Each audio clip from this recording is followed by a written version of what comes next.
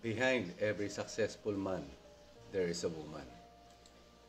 Behind every successful woman is herself. Madalas yung mga ganong pananalita, ang gandang pakinggan, pero kung titingnan natin, lalo sa mga kalalakihan, para bang nakakaramdam tayo ng hindi balanse. Dahil para bang laging sinasabi sa atin na kaya tayo nagiging successful ay nang dahil sa ating beloved or sa ating better half or sa ating partner in life. But marami namang successful na lalaki ang matatawag na hindi naman sila married or wala naman silang partner but they turn to be successful by themselves. Ano ba itong usapin na ito na ating tatalakayin ngayon dito sa ating segment na Straight from the Heart? Okay?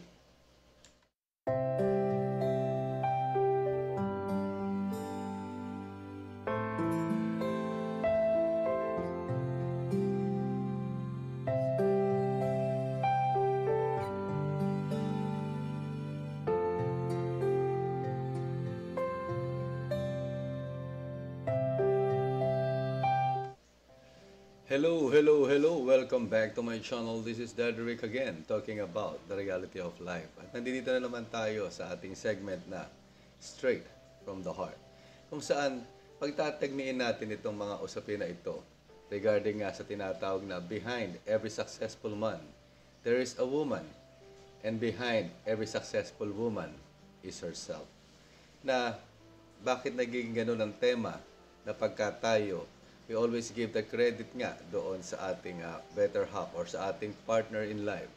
Pero bakit pagka sila na lang, sila lang sa sarili nila? And before we move forward, sabi nga, kung bago ka sa channel ko na to, please don't forget to click like, leave your comments, subscribe, and don't forget to hit that notification bell and click all para lagi kang updated sa aking mga bagong uploads at maka-join ka sa ating tinatarget na future na podcast style kung saan sana may mga kasama tayong mga may interview natin sa mga usaping real life, real talk. Okay?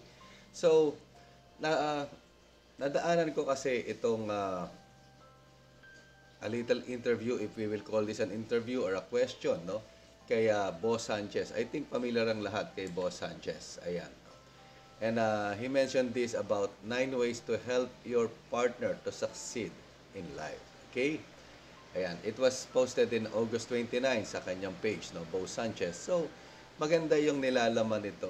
And babalansehin natin ito in every relationship. That's why a relationship turns toxic, di ba? Kung bakit nagiging toxic ang isang relasyon. Kung nasabi nga, di ba, is sana marami or yung mga partner nga ng bawat isa ay ganito ang inilalahad or ganito ang isineshare sa kanilang better half. We are talking about the man and we will be talking about women themselves. Okay? Ayan na nakalagay dyan. Yesterday, a married woman asks, Bo, you're so successful. What role did Maro play in that success? My short answer, everything I am where I am now because of her love for me. Lagi naman nag-uumpisa ang isang relasyon. Sabi nga sa nagkaroon kayo ng respeto sa isa't isa, nagkaroon kayo ng tiwala at nabuo ang pag-ibig, di ba? Pero marami ang masalimuot na bagay na dadaanan ng isang relasyon para ito pagtibayin. Hindi porket nakilala mo yung pinapangarap mo mapangasawa and you will just simply say that you already found your forever. Dahil nga, as the vows said, sa pagkakayo ay nag-iisang dibdib, yung tinatawag na for better or for worst, for richer and for poorer, in sickness and in health, till death do us part. Diba? So, binanggit niya rito na here are 9 ways she supports me. Ayan. So, marami siguro magsasabi ng sana all. Right? Number 1, she believes in me. Early on, my dreams were pretty wild, but when I shared them to her, she said, I know you can do it. I was stunned myself sometimes. And when I failed in my early businesses, she was willing to suffer with me. But she also protected me by telling me To be cautious whenever I was foolish and didn't know. Yun lang salita na she believes in me, right? Parang kanta ni Kenny Rogers, no? She believes in me. Madalas sa isang relasyon kasi nasabi nga is, yes, mahal nyo yung isa't isa. Pero most of the time when you are planning or doing thinking of something, no, para doon sa, sabi nga natin, is think outside the box, right? Wala tayong alam na sasabihin na empleyadong naging successful, totally successful, or yumamang isang empleyado ka lang, right? And dahil nga, sabi nga, you are doing your best para doon sa kumpanya pinagtatrabahuhan mo. So when you think of something, is your partner ready to think also outside the box, no? To be outside that comfort zone. Napaka-importante kasi nun eh. At madalas nararanasan natin sa isang sitwasyon yung doubt, di ba? Nasasabihin na, naku, baka ganito, baka ganyan. So it ends up na tipo bang para ba nai-stuck kayo sa isang sitwasyon. When that believing your partner is very important kasi sabi nga is partner in crimes eh, 'di ba? Parang Batman and Robin kayo or sasabihin na Bonnie and Clyde or something, right? But at the end of the day, it's very important kasi doon ka magkakaroon ng lakas ng loob that that person with you trusts you, respects you big time, no? Sasamahan ka niya, sabi nga for better or for worse. Sana all, 'di ba? Number 2, sabi ni Bo, she is transparent. Ito napaka-importante nito. She doesn't make me guess what she feels or wants. She just tells me. She also tells me when and how I hurt her. Though, but I love this better than silent treatment, di ba? Yun ang isang bagay. Madalas kasi, swerte ni Bo, no? Yung mga ganito sitwasyon. Finding this type of woman na sasabihin natin na pinapangarap siguro na napakaraming kalalakihan. Kasi yung pagiging transparent most of the time is talking about communication eh. Proper communication, coordination, and cooperation. Right? So with that communication and being transparent is madalas nagiging problema ng mga kalalakihan. Yung sitwasyon ng ano ba iniisip niya? Ano ba yung gusto niya? Ano ba yung problema? And they will just pass it out na sasabihin na wala lang. Okay lang. 'Di ba? Para bang sabi nga nagpaalam ka na there will be a boys nights out, right? Sasabihin na okay lang pero nagpuputok ang butchi. Right? Hindi pa yung sabihin ng diretso yun dapat sabihin kung ayaw, kung gusto. Sabi nga madalas kasi it's a check and balance situation lang naman na when your partner asks na lalabas kami ng aking mga girlfriends, no, yung kanyang mga tropang babae, a girls nights out, di ba? Most of the time we will just simply say yes, no. Kasi sabi nga it's a balance situation eh. Para nagiging maganda ang takbo ng relasyon. Para naiiwasan yung toxicity. Pero yung less communication, less transparency is it turns out na talagang para kayo nagpapakiramdaman all through when you are already when you are already a couple or a partner, dapat sabi nga open sa mga ganung bagay, no. Sinabi nga natin you both still have your privacy, no. It has to be respected at the same time. But whenever you are talking regarding about yourselves, about your feelings, about your wants, what your needs, etc., transparency is very important talaga sa isang relasyon. Sabi nga, pag tinanong mo, 'di ba, para bang napakasimpleng problema na nga lang yan eh. Anong gusto mong kainin? Bahala ka. Pagka naisip mo na ganun, kung saan na nakakarating, iba-iba pa, minsan may dagdag pa na tipo bang baka may ibang may gustong ganun kumain na pagbintangan ka pa na may ginagawa kang hindi maganda. Right? Sabi nga sa mga kababaihan, may mga lalaki rin namang ganitong ugali, no? Kaya nga transparency, sabi nga at the same time when you are partners, kailangan both of you, no, ay nasasabi from anything, right? Nasasabihin na talaga nga namang na ilalahad yung gusto mong ilahad, right? Number 3, she quickly forgives. When I apologize sincerely, she says, I forgive you. I just need to learn to apologize quicker. Ang lalaki kasi is nag-a-adjust sa ugali ng babae na sabi nga madalas ang nagiging sitwasyon, that's why toxicity comes in a relationship, is doon sa sitwasyon na even you're already asking na with that sincerity of apologizing kung nagkamali ka or whatever, hinahanap din naman kasi nating mga lalaki at the end of the day, no? That's why to make this balance na tayo mga lalaki, hinahanap din natin na kung tayo yung tama, mag-apologize din sila. Pero para bang laging tayo yung taga-salon na kahit na sila na yung mali, tayo pa rin yung mag-apologize, di ba? On such situation, sabi nga is, it's about the coordination di ba? Coordinated dapat ang bawat takbo. And you cooperate both on such situation na para bang sabi nga, yun ang nagpapatibay. Hindi kasi uubra yung sitwasyon na one-way street system. Na para bang ikaw lang.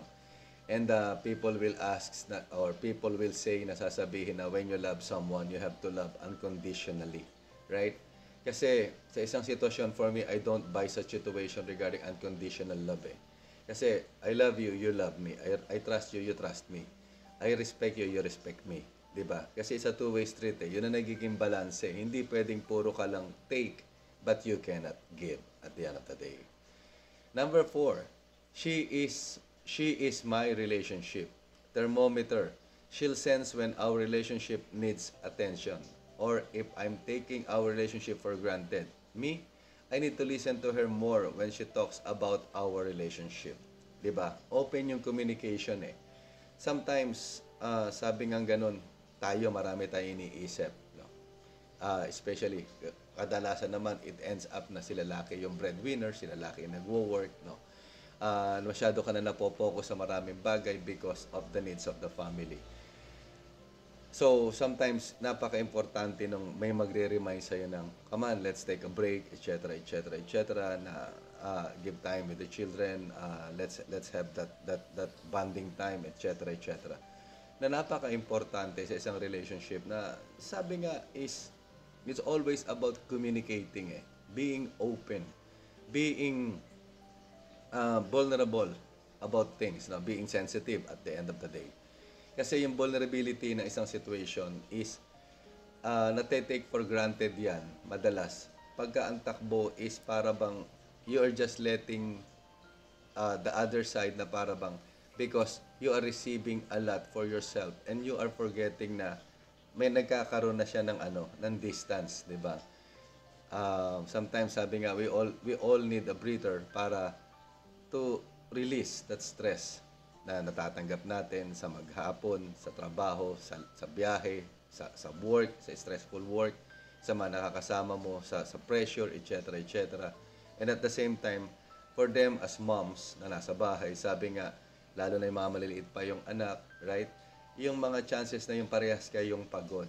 For me kasi hindi ko pwedeng sabihin na walang ginagawa ang isang ina or ang ating mga asawa, not because we are the one earning, no? Because they are doing their side, no, their part, no, doon sa relationship. Dahil nga, sabi nga yung trabahong bahay, sanay ako sa trabahong bahay. Hindi yan basta-basta. It's not just as simple as that because if you are doing it continuously on every day, talaga namang stressful yan, no? Especially, sabi nga, sa mga may baby, right? Talaga naman, tapos you have to be at work. You should always have time na, sabi nga, is to bond. At to look forward with the relationship, how strong still.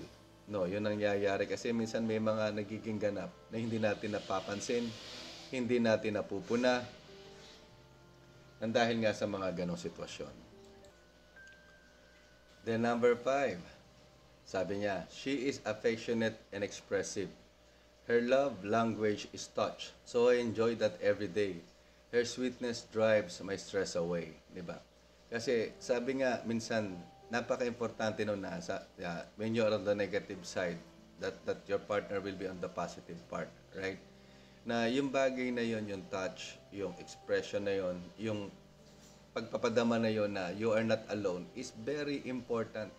Na madalas kasi dahil sasabihin niya na pagod din siya, 'di ba?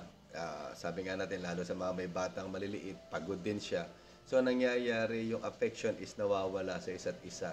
At ikaw, tayo naman bilang lalaki, sometimes we just have to be always be thinking out na paglabas mo sa trabaho is going home, is to focus regarding that. Huwag mong dalhin yung problema sa trabaho. Yes, the stress na nangyayari sa daan, sa biyahe, etc., etc. But when you reach that door, before entering, is you have to have that uh, um, deep breath, no? At sabi nga, I am home, no? To face yung aking better half, my children, na to be relaxed and positive, no? Hindi naman naiiwasan, sabi nga, tayo ay tao lang. We are most of the time emotionally stressed, right? Na it is just about of that person na to remind na sasabihin na you are already here, leave it there. Let us focus about us, no? That simple affection is napaka-importante, that expression of love and care na mawala ulit, then suddenly you will be returning that favor at the same time. Oh, kumusta na ang iyong maghapon? Kumusta yung mga bata? Hanggang sa ma-divert ang negative situation to that positive impact, right? Number 6, she is God-centered. I'm not her only source of happiness. Her main worth comes from being God's beloved. Madalas ang sinasabi ng iba ay put God in the center. Actually, it's wrong eh. You have to put God on the top, 'di ba? Sabi nga, ang Panginoon, ang ama ng tahanan ng ina at ang mga bata, 'di ba? Nasa ilalim tayo ng umbrella ng Diyos na maggagabay sa atin.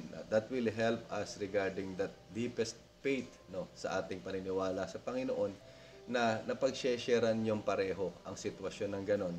And that if somebody is always reminding, sabi nga, there's always an impact of negativity and positivity. So on that situation, the other side should always be on the positive side and the other side should be on the negative side.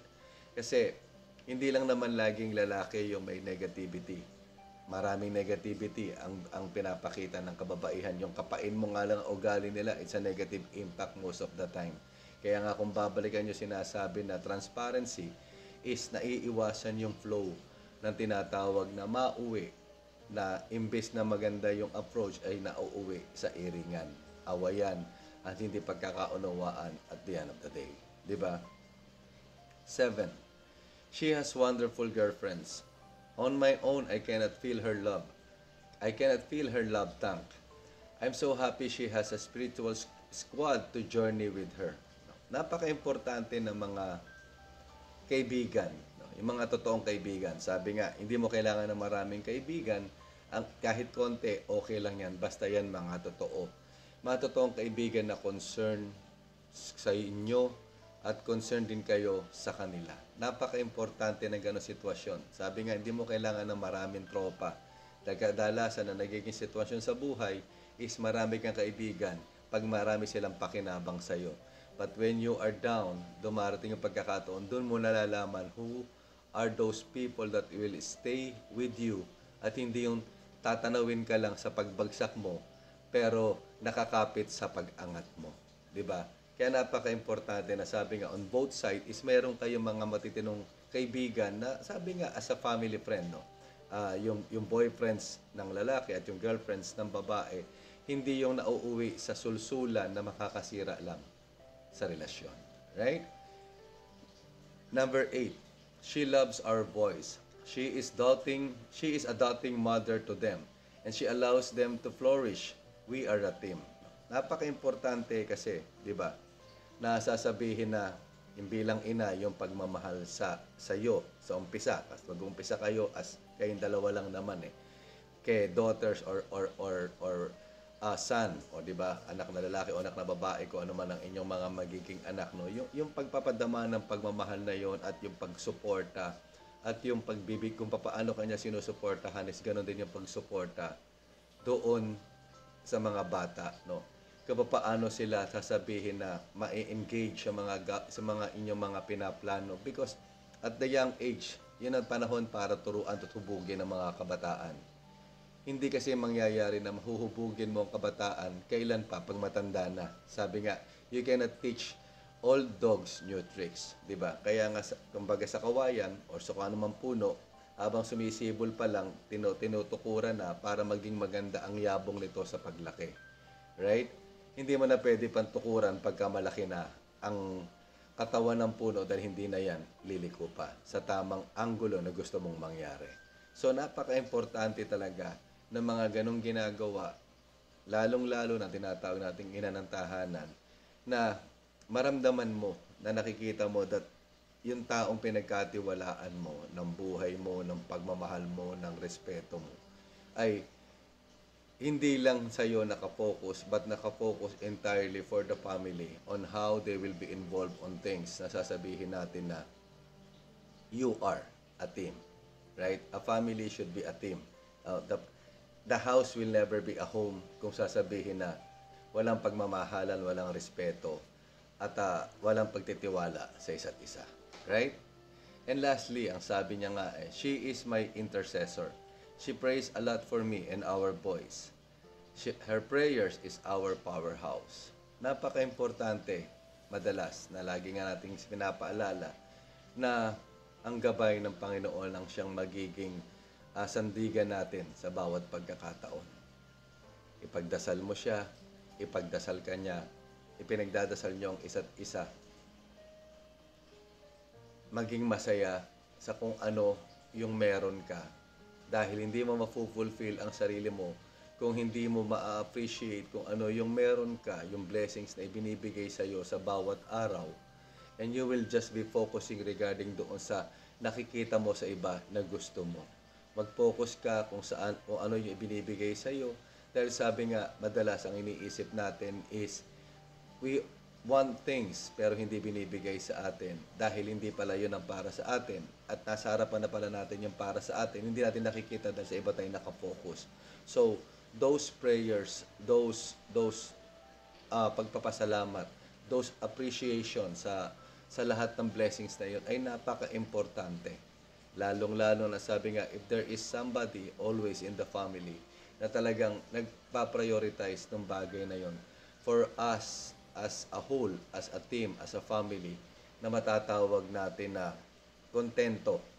Dahil mahirap hanapin ng contentment kung lagi ka naghahanap ng wants than focusing on what each and every one of you needs. Napakagandang pakinggan, di ba? Sabi nga ganon is, with that 9 ways to help your partner to succeed in life, di ba? Eventually, ano yung kinalaman na sinasabing behind every successful woman is herself. No? Kasi yan yung sinasabi nga sa site, sa kwento ni Bo, na yun ang rason. That's why he turned successful because yung better half niya, yun yung 9 ways na talaga namang naging pundasyon, no? Na natutukan niya, nagawa niya, yung number 1, yung tiwala, no? Diba? When she believes in him, diba?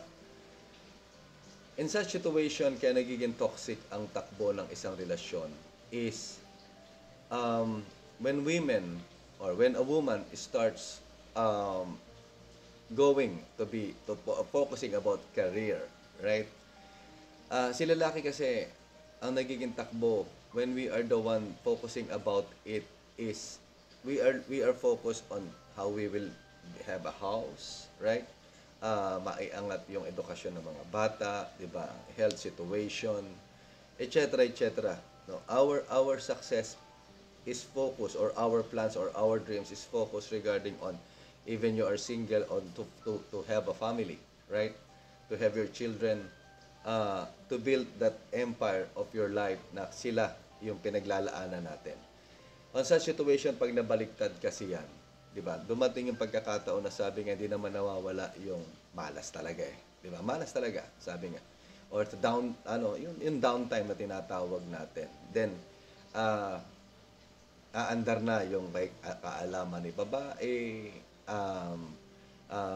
yung kanya mga ideas, when we will be supporting it at the end of the day. Because we are partners, no? Pero madalas, kaya nagiging toxic ang isang relasyon ay dahil sa sitwasyon na para bang nakikipag-gitgitan na si babae regarding doon sa her earnings is better than yours, right? And she succeeds because of her talent, of herself. Sabi nga, of all na maaari natin banggitin. This is not about gender inequality, no? This is about equality in genders na maaaring ma-misinterpret ng iba. So sabi nga, kadalasan na lagi natin pinapaalala sa mga kababaihan, nandiyan lang naman ang comment section at kayo ay malaya na makapagbibigay ng inyong punto de vista sa ating nagiging topic. But most of the time, sabi nga, relationships are nasisira, no? Dahil doon sa tricky attitude, manners ng isang babae, nang dahil nga sa kailangan mo laging intindihin, kapain, hanapin, hulaan, right? Then suddenly, pag na-build nila yung sarili nila, na nung time na sila yung, nung ikaw si lalaki, ang nandoon sa level na yon, is ang focus is to spoil them, diba? Give whatever you can do to make them happy, right? It's not just about the money but the attention, whatever they ask, di ba, yung nailambing nila, no?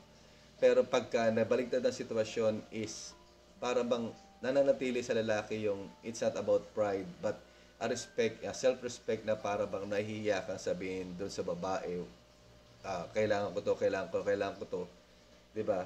Pero nung baliktad ang sitwasyon, you always ask what you want, ano, at you are trying your best na maibigay yun, especially sa partner mo at sa mga anak mo. So when they succeed, sabi nga, going back to that part, is, nangyayari is para bang even you are there as a husband or as a partner, is baliwala yung naging ambag. It will turn up doon sa tinatawag na behind every successful woman is herself. It's all because of her. So, nag-e-end up ang isang relasyon na kahit pilitin ng isang lalaki na unawain ang sitwasyon, is na dahil nga tumayog masyado ang lipad, di ba? Ang tingin sa sarili, na tinignan na yung kapartner niya ng ganon kababa. I'm not saying all, ha? May mga, madalas, ganon na nangyayari, pero may mga sitwasyon naman na talaga namang kahit naging successful yung babae, is bit-bit niya pa rin yung kanyang partner doon sa success na yon. Kaya matatawag nga, dapat ang sitwasyon, in reality, behind every successful woman is a man. Kasi nandoon ka to support eh. Just like on every successful man, there is a woman. Sana ganun ang sitwasyon eh, parehas, di ba? So, para maiwasan yung toxicity sa isang relasyon, sabi nga, yung 9 ways na yon na binanggit nga ni Bo, it should not be always about the side of the woman. It should always also be on the side of the man. Because it's a two-way road eh. Right? A give and take situation. Kayong dalawa ang nandiyan. Hindi po pwedeng isa lang yung laging nagpaplano. Yung isa lang lagi yung susubo. Yung isa ang lahat ng sasalo. Right? Dahil sasabihin ng babae na I already have my duties and responsibilities as a mom, as a wife, right? But when we are talking regarding doon sa usaping pangpamilya, kayong dalawa ang nandoon eh. Hindi, ibigay mo yung gusto mo sabihin. Pag pinilit ng pipi, pinilit, salagin mo na salagin kung hindi ka kontento. But most of the time sasabihin, bahala ka, decision mo yan, ikaw ang lalaki. Then later on, you are keeping on something on yourself na later on isusumbat mo kasi hindi ka nakinig sa akin, right? Sabi nga, when you are talking about transparency, communication sa inyong dalawa, kayong dalawa yung involved, no? Tapusin ninyo ang usapan, pagtalunan ninyong dalawa yan, pag-awayan ninyong dalawa yan hanggang sa mapagkasunduan nyo yan. It's just a brainstorming system na magising yung isa dahil hindi ka komportable doon sa pinaplano. But when you say yes, tandaan mo, you are part of that decision at the end of the day. Kaya nga sabi nga, di ba, lagi may kasabihan na sinasabi na kung hindi mo sila kasama sa panahon na ikaw ay walang-wala, wala silang karapatang sumama sa panahon na ikaw ay magtagumpay. Right? So sa isang mag-asawa, sa isang couple, sa isang partner, you are the first two na bumuo ng empire na yon. And you should be always together on maintaining that, na maisama ang inyong mga anak, kaya maaga pa lang natuturuan na sa isang sitwasyon. Kung paano yung maipakita yung mga bagay na how things goes. As long as you are not romanticizing, you are not fantasizing, you are not making life as a fantasy, or how we call it, na tipo bang para bang you are trying to pretend life as a fairy tale. Sabi nga natin sa fairy tale, may villain, di ba? On that situation, it's about staying things or maintaining things on how the reality of life goes. Right? Sana maging magandang punto sana ito, no? In both side, no? I mean, ginawa lang natin example yung sinabi ni Boss Sanchez na yan because siya yung tinanong, and ibinigay niya yung respeto at tiwala na yon na ipinadama sa kanya ng partner niya. And at the end of it, kaya para maging balance itong tinatawag na behind every successful man, there is a woman, and behind every successful woman is herself.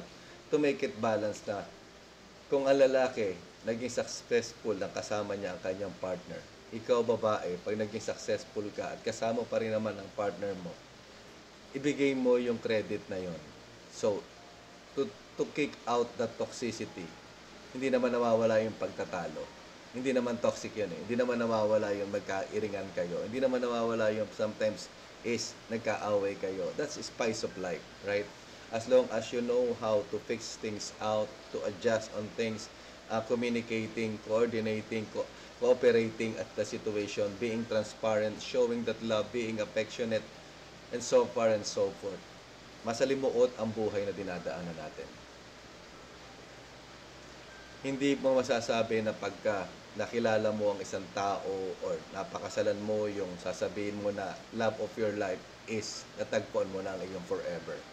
Masasabi mo yan pag nalampasan nyo ng sabay, magkakapit kamay, ang sitwasyon ng lahat ng masalimuot na takbo ng up and down, di ba? Na takbo ng buhay. Maraming salamat. Sana is nakatulong ito sa inyong pananaw upang maiwasan ang toxicity ng isang relasyon. Again, this is Daddy Rick, The Reality of Life. And kung nagustuhan mo, please don't forget to click like, leave your comments, subscribe, and don't forget to hit that notification bell and click all para lagi kang updated sa aking mga bagong uploads. And please share so we can spread the love and the knowledge. Okay? Sa muli, lagi natin pinapaalala, ang buhay ay hindi isang problema na kailangan natin solusyonan. Bagkus ito isang realidad na kailangan natin harapin. Isang magandang umaga, tanghali o gabi kung nasang panig man tayo ng mundo. Ingats. God bless us all. Stay safe, everyone. Ciao.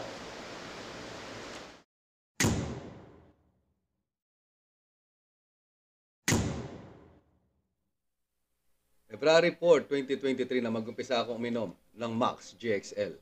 At ayan ang napakagandang resulta. It's a real game changer, di ba?